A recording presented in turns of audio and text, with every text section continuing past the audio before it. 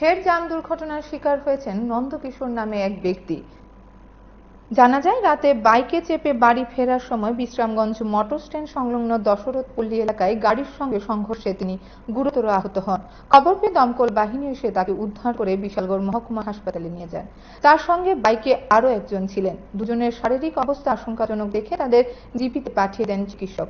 আহত নন্দকিশোর ঘোষ পেশায় সবজি বিক্রেতা। বাড়িতে তার স্ত্রী ও 2 সন্তান আছে। ফলে চিকিৎসা করতে সমস্যায় পড়তে হচ্ছে তাদের।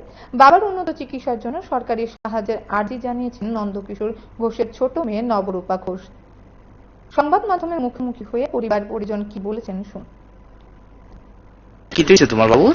আমার বাবু রাত্রেবেলা দিনের বেলা গেছিল ওই বিশালগড় বাবুর বন্ধুর লগে গেছিল, যে রাত্রে 11:30 12টা বাজে তারা হয়তো আগে কি বাড়ি তো একটা সরিলাম হোটেলের সামনে একটা গাড়ি দিচ্ছে আমার বাবুর। তো ওখানে আমরা খুব গরিব মানুষ, আমরা ওখানে বাবুর চিকিৎসার জন্য টাকা লাগে।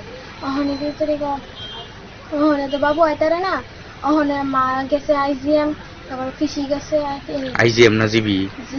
জিবিতে গেছে। তারপরে আমার মা ভাই। তোমার ভাই কতটুকু? আমার ভাই 2 বছর।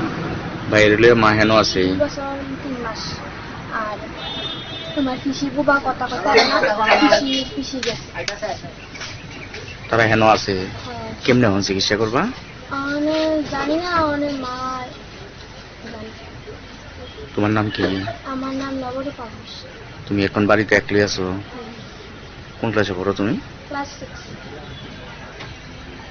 6। মানে তোমার বাবুর লোক আরেকজন আসলো, তাই না? মানে আহত হয়েছে জানি না, এটা মা সকালে ফোন করে কইছে তুই খাইস বাড়ি দেখলে আমরা আসতাম।